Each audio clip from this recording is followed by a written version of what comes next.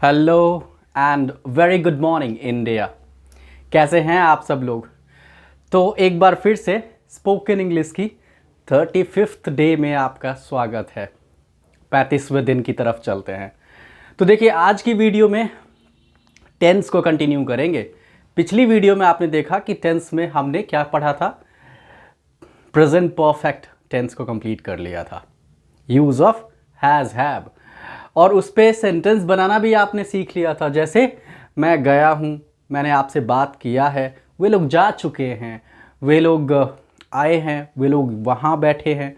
तो ये सब जो है प्रेजेंट परफेक्ट का था। आज कहानी होगी पास्ट परफेक्ट की। तो देखिए, पास्ट परफेक्ट को जब हम समझते हैं ना, तो कुछ बच्चों को कन्फ्यूजन होती है। सिंपल पास्ट और पास्ट परफेक्ट में डिफरेंस करने में, क्योंकि लगभग दोनों का जो है आइडेंटिफिकेशन और बहुत हद तक सेंटेंस एक जैसा दिखता है। लेकिन कहाँ आप पास्ट परफेक्ट में बोलें और कहाँ सिंपल पास्ट में बोलें, ये कन्फ्यूजन रहता है। तो इस कन्फ्यूजन को दूर जो है एक सेपरेट वीडियो में मैं ज़रूर करूँगा। लेकिन आज पहले पास्ट परफेक्ट के प्रॉपर्टीज़, कैसा सेंटेंस, किस तरह के स्ट्रक्चर बन सकते हैं, इन सब बातों को समझते हैं। तो देखिए, तो पास्ट परफेक्ट नाम से सजेस्ट हो रही है। पास्ट इन द सेंस जो बीत गया है, भूतकाल की बात हो रही है। परफेक्ट यानी कि काम खत्म है, निश्चित हो चुकी है। Work has been completed, work has completed, right. तो एक ऐसा verb, a verb which denotes a work, a verb which denotes a definite work in the past time। जब आप इस तरह से कहें ना, तो पास्ट परफेक्ट मतलब, ये तो एक तरह से डेफिनेशन की बात कर रहा हूं। क्या कहेंगे, एक जब वर्ब किसी डेफिनेट वर्क की बात करे पास्ट टाइम में, तो उसे हम पास्ट परफेक्ट कहेंगे। ये देखिए डेफिनेशन वाइज है, लेकिन चूंकि स्पोकन इंग्लिश है तो मैंने जैसे कहा है कि आपको कुछ पॉइंट्स याद रख लेनी है, ताकि आपको बोलते समय बस वो पॉइंट ट्रिगर करे और काम बन जाए, है ना। तो चलिए हम एक एक करके उस पॉइंट्स को ध्यान रखेंगे। Points to remember, right.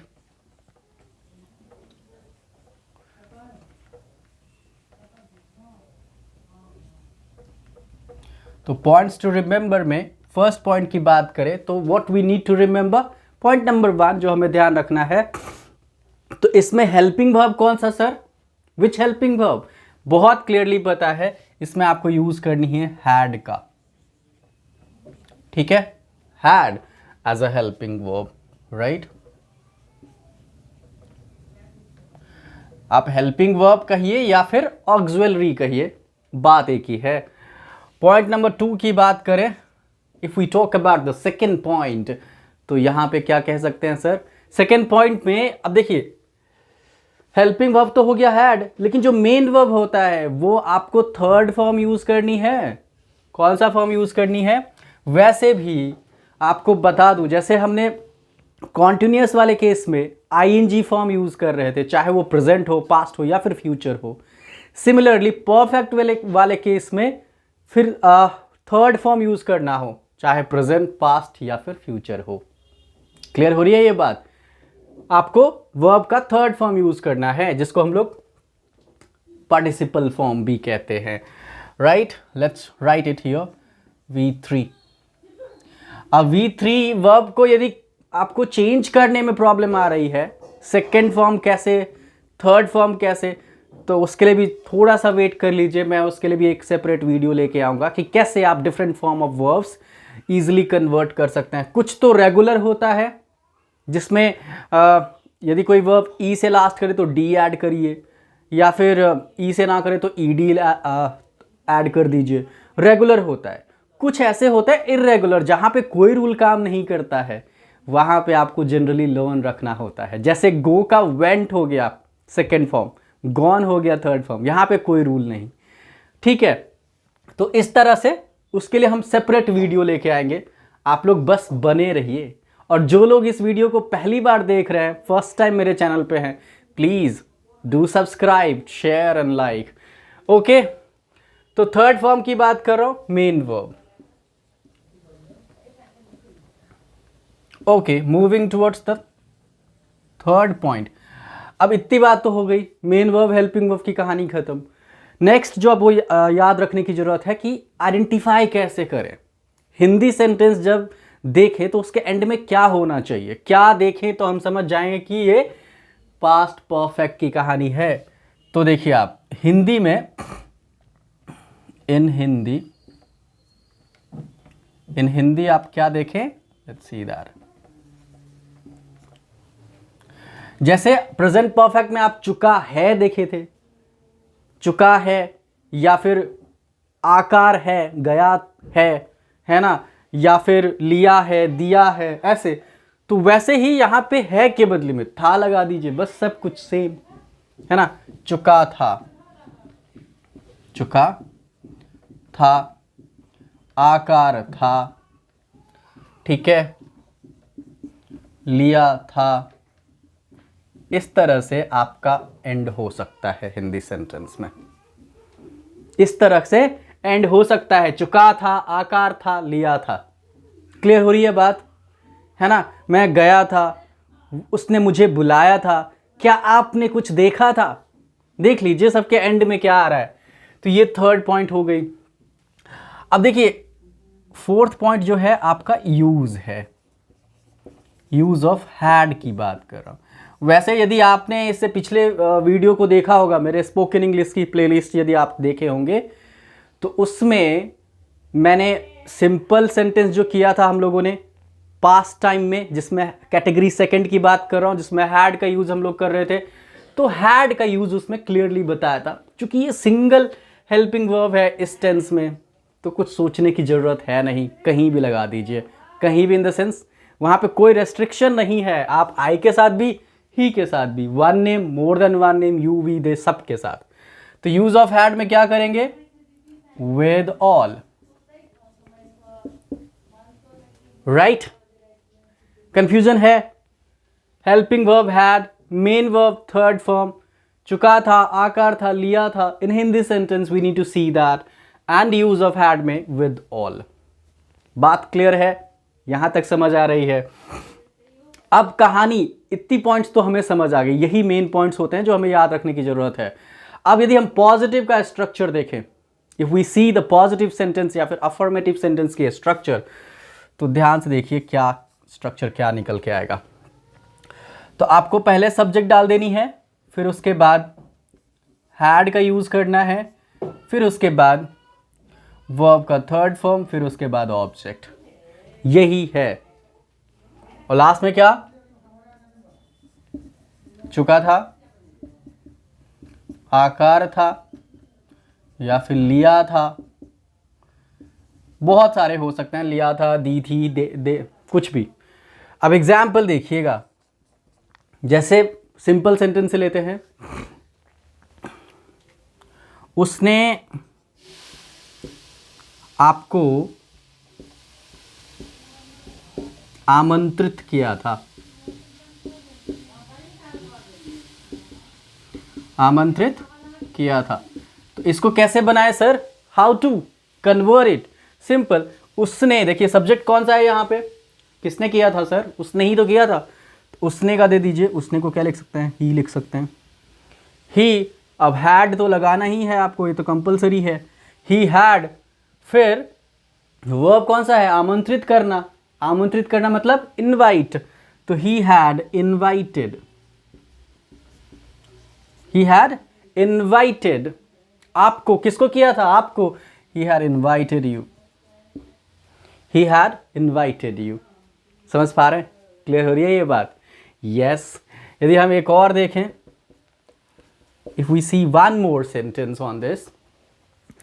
मैंने अंग्रेजी बचपन में ही सीखा था, मैंने अंग्रेजी बचपन में सीखा था। तो क्या कहेंगे, मैंने अंग्रेजी बचपन में सीखा था। बनाइए, क्या बनाएंगे, सब्जेक्ट आई, फिर हैड, फिर verb third form, I had learned English in my childhood, है ना। इन माई चाइल्डहुड, बचपन में सीखा था। तो देखिए ध्यान से देखिएगा कि इस तरह के सेंटेंस को बनाने के लिए कुछ नहीं है, आप स्ट्रक्चर ध्यान में रखिए, ऑर्डर वाइज सीक्वेंस में सब कुछ सेट कर लीजिए, काम बन जाएगा। यस और नॉट, बिल्कुल। अब मेरे साथ थोड़ा प्रैक्टिस कर लीजिए सर आप लोग, let's practice with me, right. तो मैं गया था, क्या कहेंगे? I had gone. मैं गया था, आई हैड गॉन। वे लोग आए थे, दे हैड कम। उसने देखा था, they had seen, they had seen, they had seen. उसने मुझे बताया था, they had told me, they had told me. आपने मुझसे कुछ कहा था, you had said me something, you had said me something, they had sorry you had said me something. India match जीता था, India had won the match, India had won the match, India had वे लोग कल जा चुके थे, वे लोग कल जा चुके थे, they had gone, they had gone yesterday. अब देखिए पास्ट है तो इसीलिए कल यहाँ पे यस्टरडे को रिप्रेजेंट कर रहा है। ओके, तो दे हैड गॉन। और क्या क्या कह सकते हैं, नए नए वर्ब को लीजिएगा तो आपको ज़्यादा जो है सेंटेंस बनाने में जो है फ़ायदे, मतलब डिफरेंट वेराइटीज़ के सेंटेंस आप डेवलप कर सकते हैं।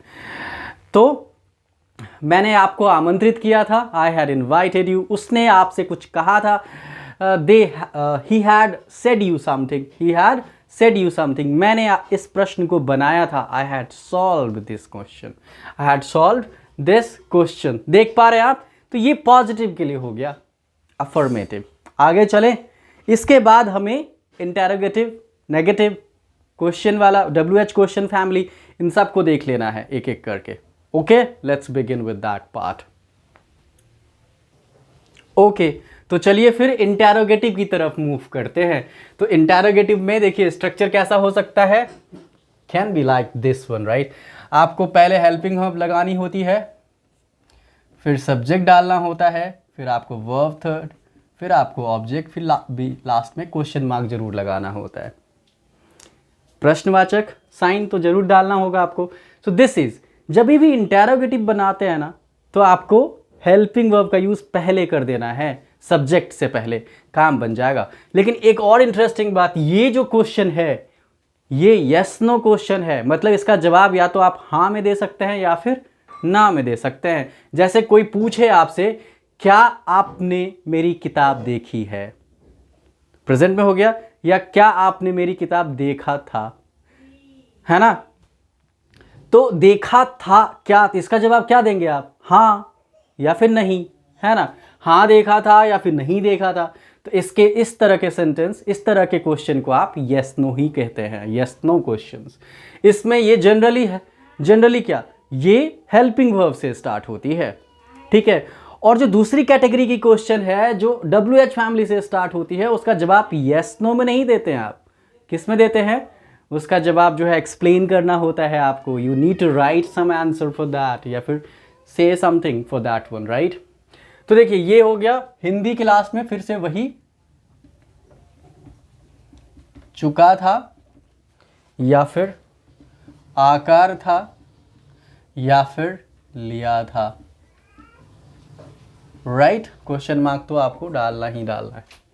एग्जाम्पल देखिए, क्या आपने इसकी शिकायत की थी, क्या आपने इसकी शिकायत की थी। तो क्या कहेंगे इसको, बताइए जरा, how would you translate this sentence. तो सर जी बताइए इसको क्या करें। तो देखिए पहले तो हैड तो डालना ही है आपको, और हैड में कोई रेस्ट्रिक्शन तो है नहीं, सबके साथ आने वाला है, हैड लगा दिया। सब्जेक्ट कौन सा है इसमें, आपने, कौन शिकायत करने वाला है, आपने, तो had you.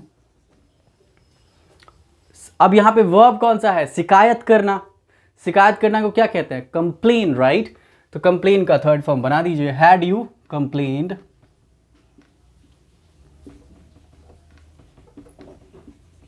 Had you complained, क्या आपने इसकी शिकायत की थी, हैड यू कंप्लेन्ड दिस,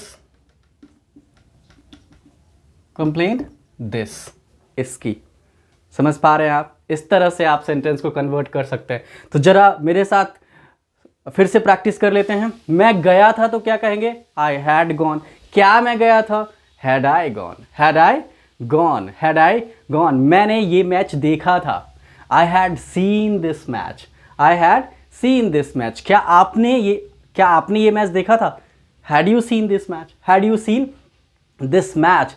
उसने मेरी शिकायत की थी, he had complained of mine, है ना? He had complained of mine, ये भी कह सकते हैं। क्या आपने अंग्रेजी बोला था? Had you spoken, had you spoken English, had you spoken English, had you spoken English, had you spoken English, had you spoken. अच्छा, मैंने आप सबको बताया था, I had told you all, I had told you all. क्या आपने हम सबको बताया था? Had you told me, had you told us. यहाँ पे मी नहीं, हम सबको बोल रहा है तो अस लगाएंगे, ठीक है? तो सेंटेंस देख सकते हैं आप प्रैक्टिस में कैसे ला सकते हैं। बस एक सेंटेंस लीजिए पॉजिटिव का, उसी को इंटेरोगेटिव बना लीजिए, उसी का नेगेटिव बना लीजिए, वर्ब चेंज करते रहिए, नए नए सेंटेंस आते रहेंगे, बस बोलते रहिए, ठीक है? ओके। मैं रात में सो गया था, मैं रात में सो गया था, I had slept in the night, slept in the night. तो ये हो गया आपका interrogative. Understanding the point, moving towards the negative one. अब जरा इसका नेगेटिव का देख लीजिए। तो नेगेटिव का जब स्ट्रक्चर बनाएंगे तो फिर से सब्जेक्ट डाल दीजिए, पहले हैड का यूज कर लीजिए, फिर नॉट लगा दीजिए आप, फिर वर्ब 3 लगा दीजिए, फिर ऑब्जेक्ट लगा दीजिए, ठीक है? Subject plus had plus not plus V3 plus object, और लास्ट में फिर से इसमें मत या फिर। अच्छा, एक और चीज यहाँ पे जो इंटेरोगेटिव था, इसमें क्या का यूज करिएगा हिंदी सेंटेंस में? क्या स्टार्टिंग में आ जाता है, इसमें मत या फिर नहीं का यूज होता है नेगेटिव में, फिर लास्ट में वही चुका था, ठीक है? एग्जाम्पल देख लेते हैं। वे लोग समय से नहीं आए थे, वे लोग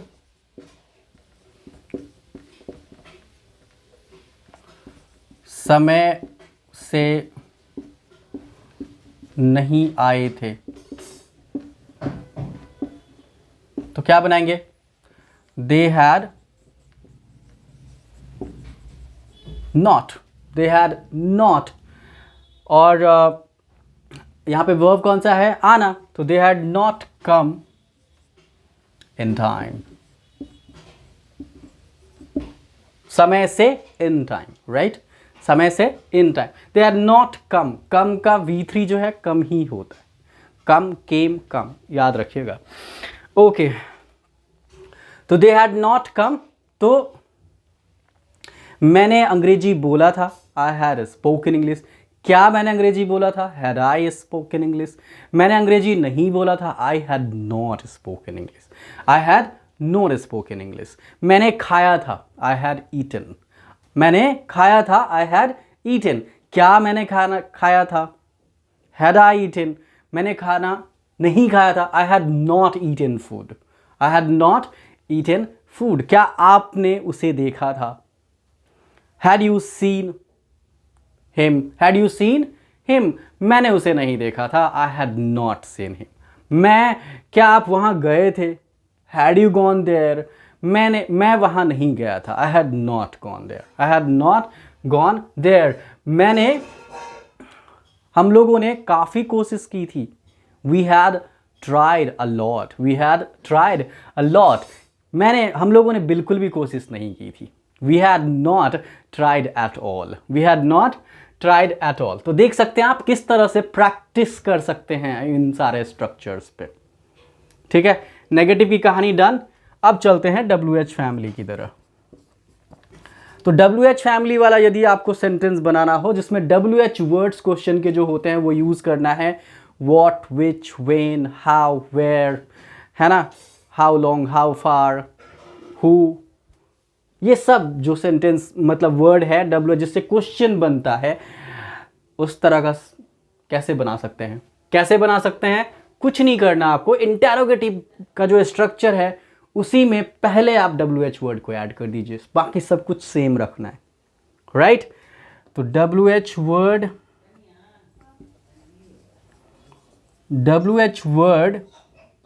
प्लस में आपको हैड डालनी है, प्लस में आपको सब्जेक्ट, प्लस आपको जो है V3 का यूज करना है, प्लस आपको ऑब्जेक्ट प्लस क्वेश्चन मार्क, है ना? फिर से आप देखिए यहां पे हिंदी में जो भी WH वर्ड का मीनिंग होगा हिंदी के अंदर, जैसे व्हाट के लिए क्या, हु के लिए कौन, विच के लिए कौन सा, तो वही हिंदी में जो है वो उसका मीनिंग आ जाएगा यहाँ पे क्वेश्चन के तौर पे, जैसे क्या, क्यों, ये सब, और लास्ट में तो फिर वही चुका था। Is it clear? Is it clear? I hope कि ये क्लियर हो रहा है। एग्जाम्पल देख लेते हैं, लेट्स सी सम एग्जाम्पल, है ना? आप लोग कल कहाँ गए थे? आप लोग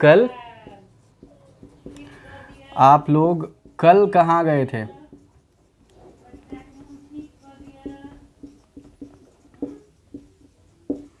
तो क्या कहेंगे सर, आप लोग कल कहाँ गए थे? Where had you gone yesterday?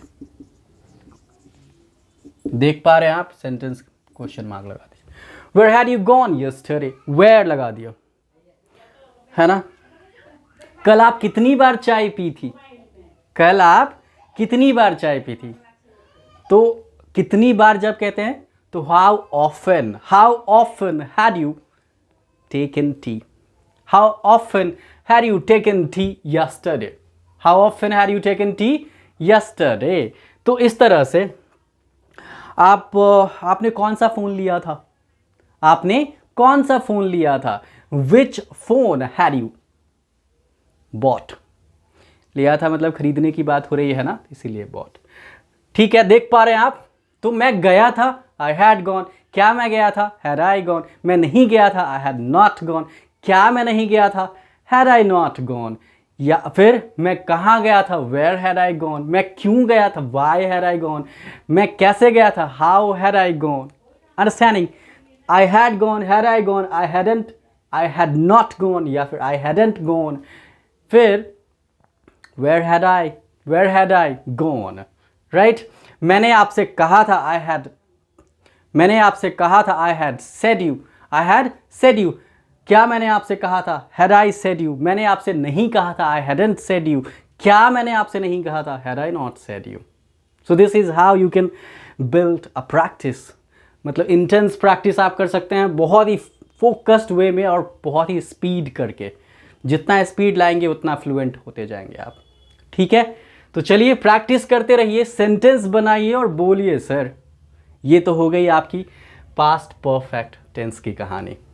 अच्छा देखिए, जैसे मैंने कहा कि कंफ्यूजन कहाँ होता है, इसमें पास्ट परफेक्ट टेंस में एक और तरह के सेंटेंस बनते हैं जिसमें कंबाइंड होता है, जिसमें दो तरह के पास्ट इवेंट की बात करते हैं हम लोग, है ना? जैसे उसके आने से पहले मैं वहां पहुंच गया था।